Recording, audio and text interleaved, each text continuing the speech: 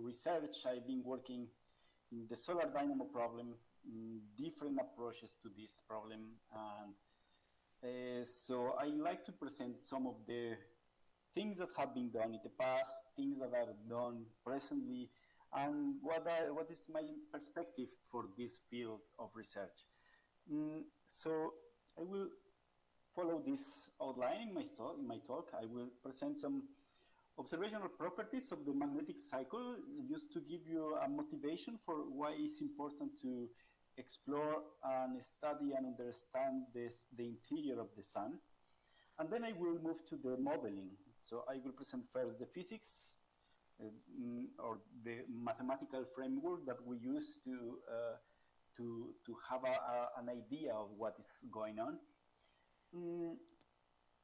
And then I will move to the description of recent simulations, ab initio global simulations. So this is 3D self-consistent simulations that are performed either as direct numerical simulation or using subgrid scale methods.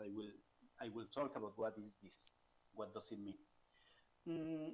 I will, if I get until here and I will present the results from the sun, I will be very happy, but I will also like to show you how do we use results, recent observational results from stellar magnetism to inform us about the solar cycle. The cycle was lost here. And then I will give some ideas of what is next in this research and a summary of the results. So let's start. This is the photosphere of the sun, and we observe these very beautiful black patches here that we know are sunspots. And these are not small, they are huge. You can see here a sunspot compared with the Earth. And the magnetic field that appears in any of these spots is very, very large. It's about 3,000, or it's of the order of 10 to the 3 Gauss. So it's a strong concentration of magnetic field, and they appear dark because the convection is suppressed. So the temperature of the sunspot is not the same temperature of the surface, but it's a bit less. And when we observe the number of sunspots, and we plot the number of sunspots as a function of time, then we obtain this pattern that I believe most of you are familiar with this. This is what we call the solar cycle, the sunspot cycle. And then we have the 11-year, roughly 11-year cycle, where the number of sunspots grows and falls. But also, we can do some deep research, and then we can plot the appearance of sunspots as a function of latitude and time, and then we get this kind of butterfly pattern of evolution, and that gives the name until today to the pattern showing the evolution of the magnetic field in latitude and time, the butterfly diagram. This is a work by Maunder in 1904. So besides this 11-year cycle, we have perhaps a modulation of 80 years, which is called the Gleisberg cycle, and perhaps we have a shorter periodicity of 2 years. It's still to be confirmed, but apparently it's there. And we have something like this event here, some Maunder minimum. And this is a time, or a long period of time, about 100 years, where the sun didn't show any spot on the surface. So since we know that the sunspots are magnetic, represent the magnetic field of the solar interior, then we can assume that the magnetic field during the Maunder minimum was very small, or decayed quite a lot with respect to the normal state, right? And if we use modern measurements, this is radial magnetic field, again, in latitude and time. So this is a most modern butterfly diagram. Then we see all the characteristics of the solar cycle. The sunspots appearing at lower latitudes, and then there is a migration of the decaying sunspots. They go towards the pole. And then we understand how this process, that we call Dynamo process, is the transfer of energy between a poloidal magnetic field In this part, in the pole, you see the radial part of this poloidal field, which transforms in a toroidal magnetic field. And the transformation happens when the number of sunspots is maximum. And the reversals of the poloidal field.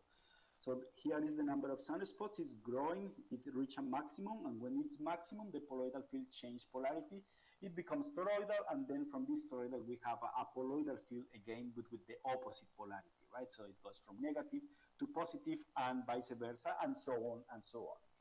So there are several questions about this. So we know that this is the cycle that is driving the sunspot cycle. In reality, it's a magnetic cycle that doesn't have 11 years, but has 22 years. And it's happening inside the sun. Where it is happening, where the solar dynamo is located. It's located at the base of the convection zone in the region that we call tachocline, or it's located close to the surface, or perhaps it's located in the entire convection zone. It is distributed all along the convection zone. We are not really sure where it is. How the sunspots form? They are magnetic flux tubes that come from the bottom of the convection zone, from the very bottom, and rise all the way through the surface, crossing the entire convection zone, and then emerging at the surface and forming these bipolar structures. That is the mechanism, or perhaps it's the mechanism, it's operating close to the surface, and it's just the concentration, self-organization of magnetic field because of MHD instabilities close to the photosphere. I'm sorry. And we don't know what sets the cycle. What is the responsible for the 11-year cycle or for the 22 years magnetic cycle? And we know even less what is the responsible for the long-term variations like the Maunder minimum. So there are many things that are still a mystery for us. We know that's something that we are pretty sure about, is that this magnetic field is due to the large-scale motions inside the sun, and deeply due to turbulence, to the convective motions that we observe. At the surface, we observe granulation, we observe supergranulation, but there should be convection even in the deeper layers of the convection zone, right? This is the way how the sun transports energy from from the 70% of its radius all the way to the surface through convection. So we know there is turbulent convection, and this turbulent convection creates large-scale motions, like the differential rotation that you see here. So we know that the sun is rotating faster at the equator, slower at the pole, and this we call differential rotation, and also this differential rotation is changing with time, forming a pattern called torsional oscillation. And we also know that there is a meridional flow. The two kind of motions, the two large-scale motions, they are tied together.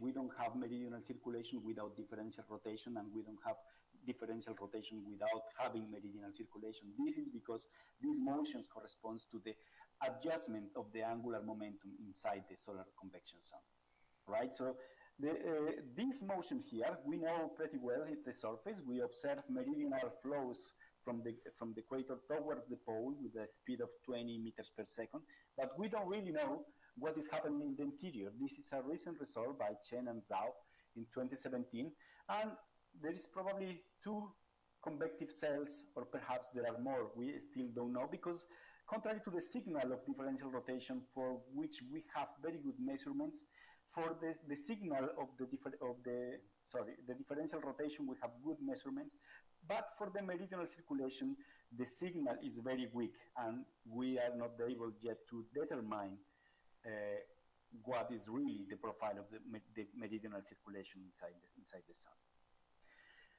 So there is still some controversy regarding how is the pattern of meridional circulation in the interior of the sun.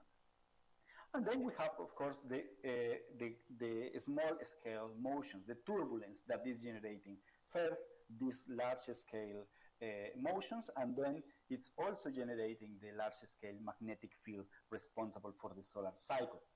We observe supergranules, and this is the spectra of supergranulation. This is the spherical harmonic wave number. Basically, it tells us the size of the convective cells as the energy that each of these sizes has. So the supergranules are the biggest cells observed at the surface, and the most energetic motions that we observe. So this is the energy in the spherical harmonic 120 or something like this, and we see that the energy of the convective motions peaks at this scale.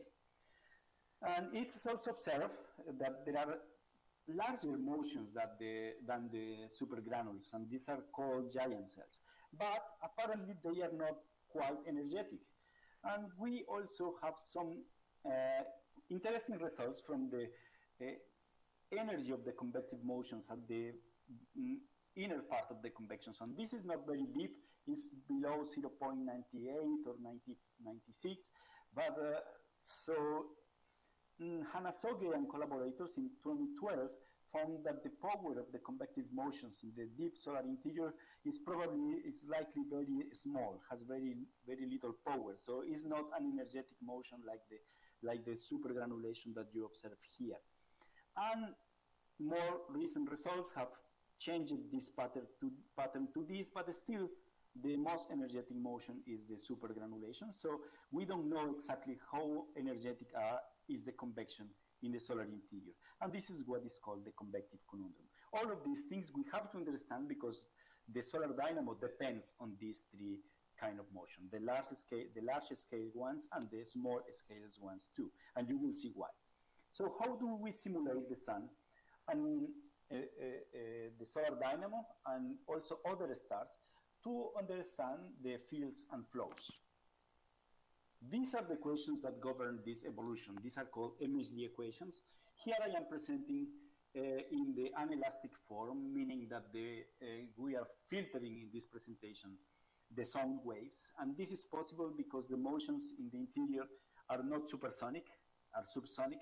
So we can take out from the equations the sound waves. And we have basically mass conservation, momentum conservation, right, with rotation and with magnetic, the Lorentz force making part of the momentum, and viscous dissipation. We have an energy equation, conservation of energy, and we have conservation of magnetic flux. This is the so-called induction equation. We have thermal diffusion and we have magnetic diffusion. So this is what we call the material derivative. So this capital D is not other thing than the partial derivative with time plus U dot product with the gradient of the term that appears here or here. And this term is basically advection, but when it appears in the velocity, it operates velocity with velocity. So this term here is nonlinear. And this is the reason, this term is the reason because the motions are turbulent in the solar interior. These are the nonlinear terms. And what about the dissipation? These three terms here, they are small in the sun and in stellar interiors. The values can be calculated from the values of density and temperature from the profiles with relations that we can find in the book of Spitzer, but this is very small, so basically these terms in the solar interior should be neglectable. And should be so small that if we compare this term here with the viscous term here, then we have what we call the Reynolds number, and in the sun, because this term is small, the Reynolds number is 10 to the 9, and the magnetic Reynolds number, which compares the induction terms, this one, with this one, then we have also very large magnetic Reynolds number, because this is small, and well, also L is very large. So these are the equations, but there should be a simple way to understand this, and in fact it's called mean field theory. And in mean field theory, we don't treat the quantities as a total quantity, but we can try to separate. For example, we can separate the magnetic field the total magnetic field in the large scale magnetic field. And here, the large scale, I mean magnetic fields that have the scale of the sun and have a time scale of the order of years. And we have a small scale magnetic field, which has a smaller spatial scale and a smaller time scale too. And the same for the velocity. Here, for example, U capital with this overline represents the mean field motions that I just presented, and this U represents the turbulent motions. And we can do a separation of scales here. And we can then replace this separation in the induction equation, and we obtain an equation that is basically the same induction equation, but it has this term. This is an electromotive force, and this has the possibility of generating magnetic field. Mathematically, this term can generate magnetic field, but not only that. And we can also, from this separation, create an equation for the small scale magnetic field, for this guy here, for the turbulent one. I will talk a little bit, very little bit, close to the end of this talk about this small scale magnetic field. And combining the two equations and doing some approximation or closure, as it is called, we can get some representation for this electromotive force. And this will be U cross B, the correlation of the turbulent velocity with the turbulent magnetic field. And we can represent this in terms of the large scale. You see, we can represent the small scale contribution in terms of the large scale magnetic field. This first tensor here is separated in the alpha effect and the gamma effect, also called turbulent pumping. And from here we have several terms, but perhaps the most important term of this second term here is the turbulent diffusion. So we will have some, here we have some molecular diffusion, but here we have some diffusion that is due to the turbulence, right? So it's an enhanced diffusion of the magnetic field. And using this electromotive force, we can make all these long equations that are the induction equation in spherical coordinates and also separated in the toroidal magnetic field. And this scalar, that if we take the rotational of this, we will have the radial component and the latitudinal component of the field. So we have the three components of the large scale magnetic field. And what can we see here? How this large scale magnetic field is generated, right? That is what is important for us. Here is the first term. It depends on the poloidal field, an initial poloidal field, and gradients of omega. Omega is the angular velocity. So if we have gradients of the angular velocity and we have a non-zero poloidal magnetic field, then we will be generating toroidal magnetic field. Okay, and this is obviously happening in the sun because I already showed you this, right? Differential rotation. I didn't have to go all the way back because I have this just here. So this is the differential rotation again, and we have different kinds of shear. We have a strong shear at the tachocline, and we have latitudinal shear at the middle of the convection zone, and we have again radial shear close to the surface in this region that we call the near surface shear layer. So what is this shear doing? So if we take an initial magnetic field, which is poloidal different than zero, and there is differential rotation, so the magnetic field lines will elongate like this. And I have my rubber band here that I can use to show you what is happening. So this is the imagine that this rubber band is the poloidal magnetic field, and my finger is the differential rotation. It is stretching the magnetic field lines, right? This is the omega effect. But then we have, everybody could see the rubber band? Okay, I assume yes. So the second term is what comes from the electromotive force. Everybody's following me, or yeah? Yes. Good. Yes. Okay, because I cannot see anything else. I can just see my screen. Yeah, thank you. That was a good illustration. Thank you. Okay.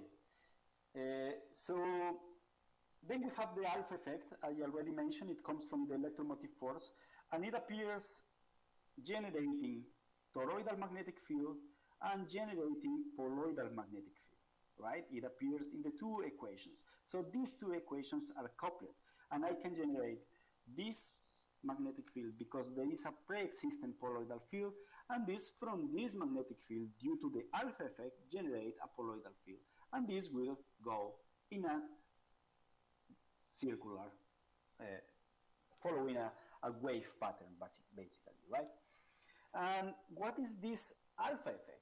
This alpha effect is due to turbulence. So that is why I was mentioning you that turbulence is very, very important for the solar dynamo, because what is happening here is that if this is the toroidal field line that was stretched by differential rotation, now we have these turbulent motions, and these motions are helical because of the Coriolis force, right? So they are twist, and the twist of the magnetic field lines form a component of the magnetic field that is again poloidal.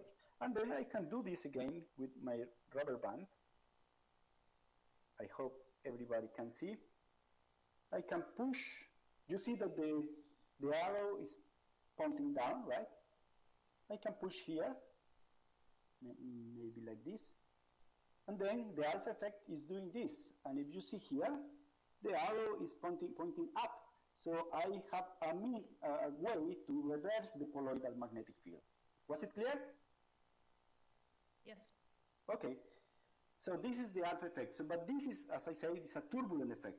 So this happens in various, it has to be an average, right? So an ensemble of this alpha effect all over the convection zone, or in some place inside the convection zone, such that the average produce a large scale magnetic field.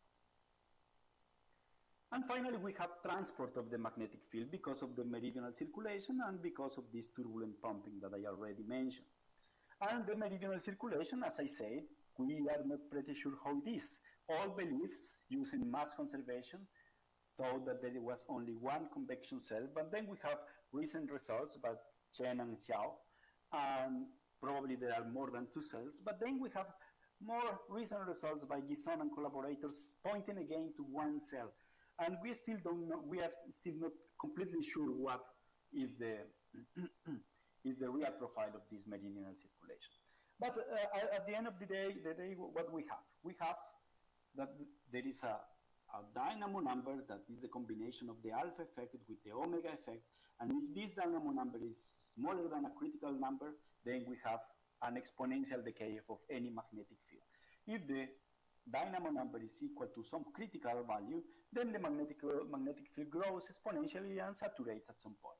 But we can have also supercriticality in this system, and the magnetic field just grows exponentially. And we have to think in a way to stop it, right? And this is, I will leave this for a different talk. But I mentioned you that we have two effects. So if the shear is 0, we can still have a dynamo, and it's called alpha square dynamo because the alpha effect is generating the two components. And if the shear is different from 0, we have an alpha square omega dynamo, which we believe happens in some stars. And if the shear is, the contribution of the shear is much important than the contribution of the turbulence of the alpha effect, then we have an alpha omega dynamo. Like we believe happens in the sun, perhaps in the sun is more like an alpha square omega. In the galaxy and other galaxies and other stars too. And perhaps, for the alpha square omega, perhaps is what's happening in the planets. And if the meridional motions are important, and this term is much larger than 1, then we will have that the transport of the magnetic field through advection is important, and then we have a flux transport dominated dynamo. Some theory of this dynamo is a so-called Babcock-Layton dynamo that depends strongly in the meridional circulation to set the period of the cycle. And as I mentioned, the results are waves, and the waves depend in the sign of alpha and the sign of the shear. So these combinations can give us poleward migration, equatorward migration, upwards or downward migration. And in these animations from the review of Paul Charbonneau in 2010, just show us having the differential rotation of the sun and a positive alpha effect in the northern hemisphere, we have this kind of migration. We have, just go back, from the equator towards middle latitudes and from the pole to lower latitudes, and then upward migration of the wave. And this is kind of different of what we expect, right? So we know that the differential rotation is this. We know that the alpha effect should be positive in the northern hemisphere. So why do we have this migrating in the opposite direction? That's strange. And just artificially changing the sign of alpha, then we have the opposite, migration from middle latitudes towards the pole and towards the equator, and from the top towards the bottom. Okay, so these are the dynamo waves that are solution of this pair of coupled equations. Very good. So can we understand the solar dynamo with this? As I just exemplify, it's rather complicated, and we need to add more ingredients. So these are butterfly diagrams that are the result of this migration. And some very important result on this kind of mini-field dynamos was the paper of Mausumi Dikpati and Paul Charbonneau in '99. And sorry, it's not. I don't have it. Oh, this is one of the results of Dikpati. And what's happened here is that several things have to be added in this alpha effect. We don't know how this alpha effect is in the solar interior. We don't know the meridional circulation in the solar interior. We don't know how the magnetic pumping is in the solar interior.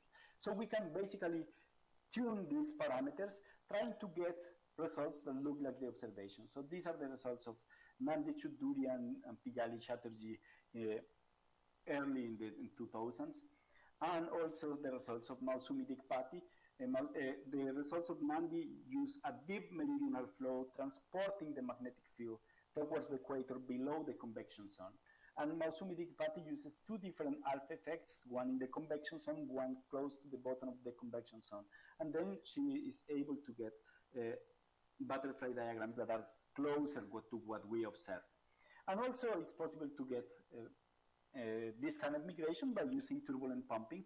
And in this work by myself and also by Kichatinov and Olenskoy, this is in 2008 or 2011. So these models are very good because we can have a 2D model which is fast, but we are not sure what parameters we need to use, right? So there is some kind of ambiguity because the turbulent parameters, they are called turbulent coefficients, they are not well determined.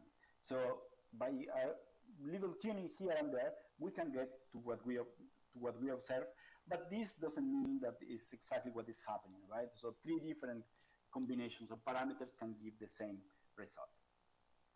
So then it's necessary to move to some ab initio physics. So trying to do simulations in the sphere, three-dimensional simulations with the proper geometry, right, spherical, and solving these equations with a powerful supercomputer. And this is not new. This has been done since the 70s by the pioneer work of Peter Gilman. Till now, we are trying to do this. We are trying to get better and better models for the solar dynamo, solving these sets of equations. So in the mean field modeling just solves this induction equation. And now we are trying to solve the full set of equations, not only this one. So what is the problem with this? What are the difficulties? I say that the Reynolds number is very high. Perhaps the numbers are different here and in the previous slide, but this is because the Reynolds number have different values at different depths of the convection zone. But the thing is that it is very high. And in simulations, we cannot get 10 to the 12 for Reynolds number. In the simulations, we can get 10 to the 2, or perhaps 10 to the 3, but not 10 to the 12. And for the magnetic Reynolds number, we also can get probably to 10 to the 2, but not to 10 to the 10. And the Rayleigh number, it is larger than 10 to the 15, perhaps 10 to the 20 in the convection zone. and what we have in the simulations is 10 to the 6 or perhaps 10 to the 7 more recent simulations. So why having the Reynolds number is important? Because we need to resolve all the dynamical scales in the system, and they go from kilometers to megameters. So that is what this Reynolds number means, that there is a huge scale separation between the dynamically important scales. The energy transfers from the bottom of the convection zone towards the top, with a Rayleigh number defining the strength of convection, which is orders of magnitude of what we have in simulations. Simulations have to use these large values of dissipation, of viscosity and magnetic diffusivity, because the codes need to be stable, need to be stabilized towards numerical instabilities. So this is what happens with the numerical simulation, that the numerical scheme could become numerically unstable if we don't use large values for these quantities. And since we have large values for the viscosity and large values for the magnetic diffusivity, so we have a small Reynolds number, a small magnetic Reynolds number, and a small Rayleigh number. Also, the large-scale magnetic fields evolve in time in scales that go from years to decades, because we want to understand also what is the responsible for these events like the Maunder minimum. So we need to have a model that is able to run for hundreds or perhaps thousands of years. And if we do high-resolution simulations, as far as we increase the resolution a factor of 2, we have to decrease the time step by a factor of 4 or less, or more perhaps, sorry.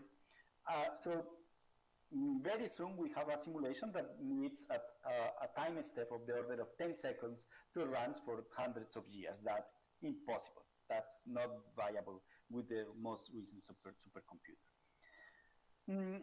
Furthermore, it's necessary that this simulation achieve a statistically steady state, because the things go changing when the simulation is running. It passed from a kinematic phase where the magnetic field is not dynamically important, and then the magnetic field grows, becomes important, and then it stabilizes to some pattern. But this takes time. So DNS, or simulations covering all these scales, are not viable, but we have some kind of subgrid scale parametrization. It's what is called turbulent modeling. Let me explain better what is this about. And perhaps some of you already know. So we have DNS, and DNS means that all the scales, this is the wave number, and these are the largest scales of the system, these are the smallest scales of the system. So it follows, normally the scale is distributed following a power law. This is the Kolmogorov power law. And if we have a simulation that covers from the injection scale, where the energy is put in the system, all the way to the dissipation scale, then we have what we call a DNS. We are solving the problem completely. But for doing that, we have a huge resolution. This n is the resolution of the numerical simulation, and it scales with the Reynolds number to 3 times 3/4 multiplied by d. This is the dimensionality. It's three dimensions, and the Reynolds number is 10 to the 9. So if we put 10 to the 9 to the 9/4, this is a huge number of grid points, and we cannot resolve this. So what can we do? People in meteorology and in aeronautics and fluid dynamics in general have been studying these kind of problems for many years, and there is something that is called large eddy simulations. In the large eddy simulations, only a fraction of the domain is resolved. And what happened with the contribution of the small scales that is probably relevant. So this contribution from the small scale is computed from the large scales, because we use a property of turbulence that is a scale, that the properties of turbulence are kind of scale independent. So the same that we see happening at large scale should be happening also at the small scale. And from these properties of turbulence, we can get some approximation of what is happening in the small scales and add these additional terms to the simulations and have contribution, artificial contribution from the non-resolved scales. This is called large eddy simulations as opposite to direct numerical simulation that resolve all the scales. Okay, so these are results from global simulations from different groups of research. This is a group of Maseda et al. In Japan, and they use some very nice grid that is called the yin-yang grid. It's similar to a tennis ball that one half is coupled to the other half of the sphere. And with this kind of grid, we don't have the problems of the singularities at the poles. And so this simulation has a small density contrast. It's not like the sun. It goes from the radiative zone towards the surface, and it has some interesting results. And then we have also the compressible simulations of Capilla and collaborators using the pencil code, which use finite difference and in spherical wedges. So they use spherical wedges to improve the resolution of the simulation and also to take out the poles from the simulation because we have singularities. And then we have the simulations performed with the Euler code, Euler MHD code, and this is the code that I work with. And here we can work with different density contrasts. In this case, this simulation goes from the radiative zone until 0.95 because it's an elastic simulation. If we can go further up, probably we will have effects of compressibility and the equations are not suitable for that. But the results are, all the simulations have results that have nice features and have probably not so nice features too. So here are more simulations. This is Euler simulations, and this is Hota's code, Hideyuki Hota, also in Japan. He's doing the highest resolution simulations in this time. And for example, here with the Euler code, we have cycles very well resolved, but these with high resolution, we see reversals, but we don't see the cycles and the properties that we observe in the solar butterfly diagram. With the pencil code, we see equatorial migration as we see in the sun, but these cycles have a period of 2 years and not of 11 years like in the sun. And we have ASH simulation using spectral methods, and these simulations also produce short cycles. And this, from this simulation, Hota and pencil code, they are DNS, or they try to do direct numerical simulations, but they don't cover all the scales. And Euler simulations and ASH code use subgrid scale methods. ASH code use an explicit subgrid scale method, and the Euler code use an implicit subgrid scale method. Implicit meaning that the subgrid scale contribution is within the numerical scheme that the code has to solve the equations. So what are the advantages of running the simulations with these implicit large eddy simulations of the Euler code that I use? So in my opinion, we won't be able, at least in a couple of generations from now, to simulate all the scales in the sun. We won't be able to do a full DNS simulation of the sun. So we need to use this kind of subgrid scale modeling. And this implicit subgrid scale modeling is quite appealing because it's numerically cheap. We don't need to add more terms to the equations. It just goes with the numerical method. And since we don't add any viscous term in the equations in this kind of simulations, the simulations have very small viscosities. And having very small viscosities, we are able to do something that not all the codes are able to do so nicely, that is resolving the tachocline. Here we can resolve the tachocline, the strong shear layer, and we can study what are the effects of this tachocline. Furthermore, since we don't have strong viscosities or higher values for viscosities, because the numerical method keeps the code stable to numerical instabilities, just with the minimal amount of numerical viscosity, we have the maximum possible Reynolds and magnetic Reynolds number. So these simulations are quite turbulent. Also, we have the implicit contribution of this advection scheme called MP data, and this gives us the contribution of the non-resolved scales. What happens here is that, as I show you here, the implicit subgridded scale method is computing the contribution of the non-resolved scale and adding this contribution to the resolved scales. So we have a simulation that has many appealing things. And this is the result, or this is a butterfly diagram of a recent simulation with Euler code. And we see how some of the features are reproduced, like the poleward migration of the poloidal field and the equatorward pattern of the toroidal field. But we have still toroidal field at higher latitudes. And this toroidal field is generated at the base of the convection zone, at the tachocline, because of these strong shear layers. And this movie here, it shows most of these things. We have the generation of the toroidal fields, and something weird happens here now, and then we have a reversal of the magnetic field, right? We, in this paper of 2019, here, Guerrero and collaborators, trying to understand this in terms of the mean field theory that I presented before. And we were able to do some understanding of what is happening. So we have the omega effect, and we can see the omega effect here. You can see the field lines being stretched in the toroidal direction by the differential rotation that the simulation produced self-consistently at the tachocline. And from here, we have a large-scale toroidal field, like the one that you can see here, right? And this toroidal field, something happens with this toroidal field. It is not stable. It somehow becomes unstable. And from these instabilities, magnetic instabilities that are occurring there at the tachocline, the magnetic field changes polarity.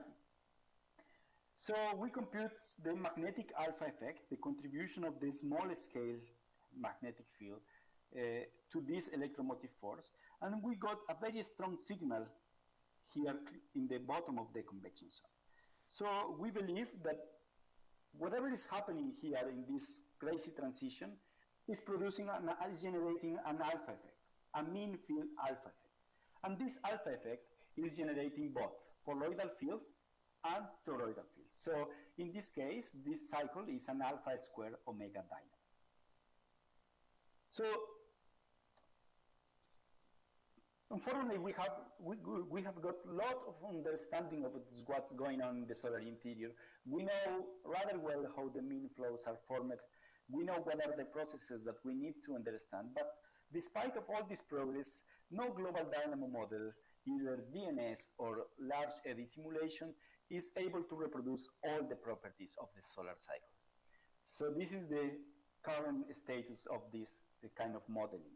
So what can we do to get more insights? Because something that is super difficult of modeling the solar dynamo is that it's beneath the surface. So we cannot see how it is distributed. We cannot measure the magnetic field beneath the surface. So we look for other stars, and from other stars that have different rotation and different patterns of magnetic field evolution, we can get some insights, and we can have constraints of the solar magnetic field. And there is a parameter that I haven't talked to you about. It is called the Rossby number. Rossby number is the correlation, is the ratio between rotation of the object, of the star, with the convective turnover time that measures the convective power, right? And so if this term is smaller than 1, it means that the convection is constrained by rotation. So all these motions will feel this twist because of the Coriolis force. And if Rossby number is larger than 1, then the convection is unconstrained by rotation. And why I am mentioning this? Because we observe stars with magnetic field all over the HR diagram.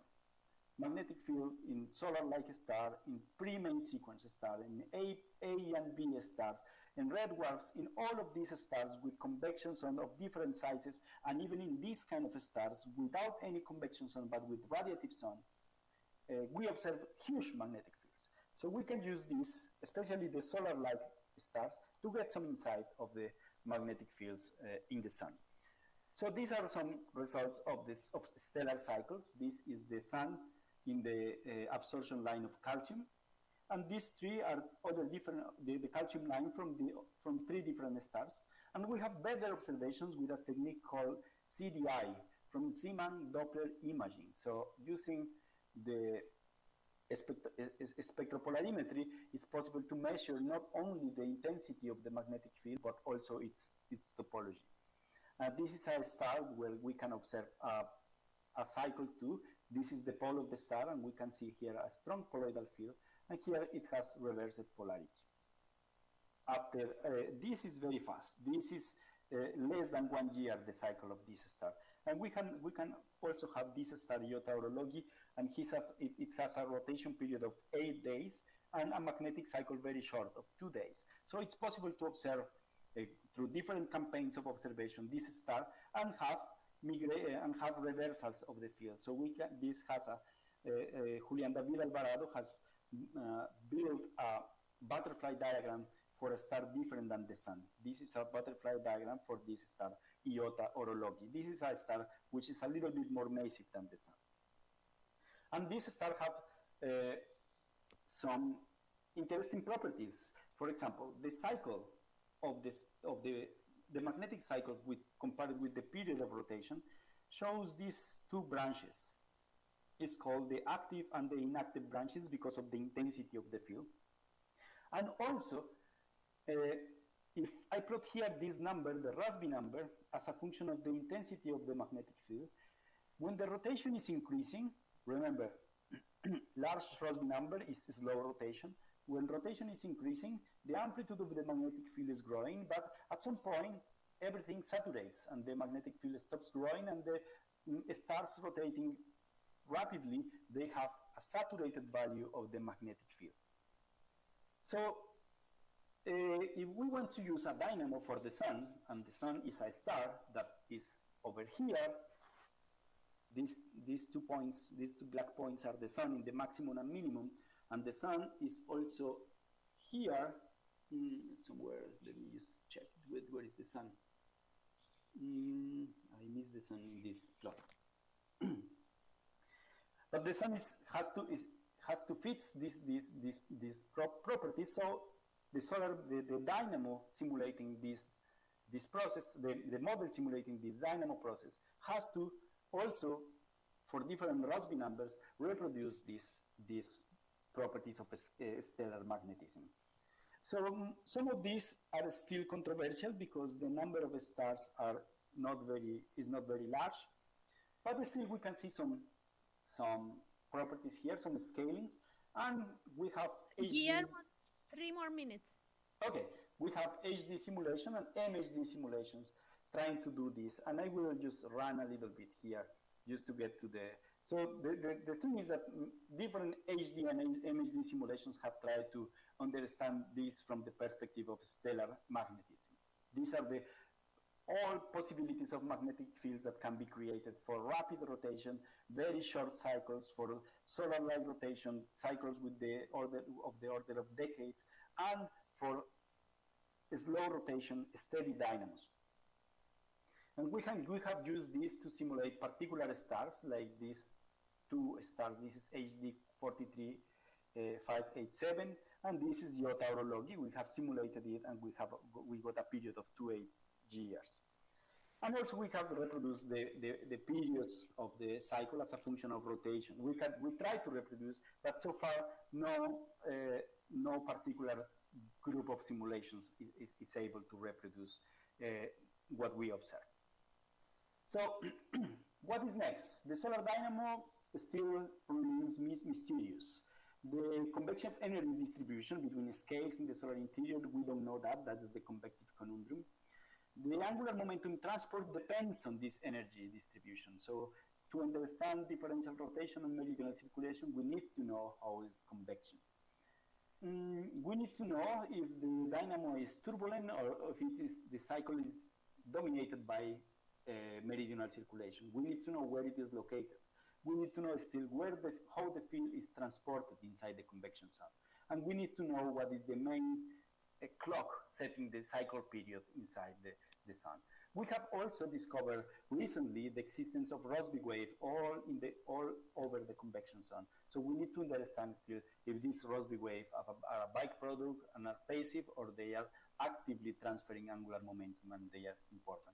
This is done, all these questions are addressed by the COFFIES, the NASA Science Drive Center COFFIES, that gathers a multidisciplinary group of scientists trying to give answers to these questions. Talking about supercomputer, we cannot resolve all the possible scales, and personally, I think that we have to use subgrid scale methods. But this somehow is not well accepted for the solar community. What resolution limit can we reach in this generation and the next generation, and what we can learn from higher resolution? This is a nice example of that. It's a recent paper of Hideyuki Hota, where they resolved the small scale dynamo, and they observed that there is a change because of the small scale dynamo in the differential rotation. So this is, remember this equation? The contribution of this V to the differential rotation can change anti-solar differential rotation to solar-like differential rotation. But this, I will need more time to discuss this. So I will leave you here my summary, and I am open for questions.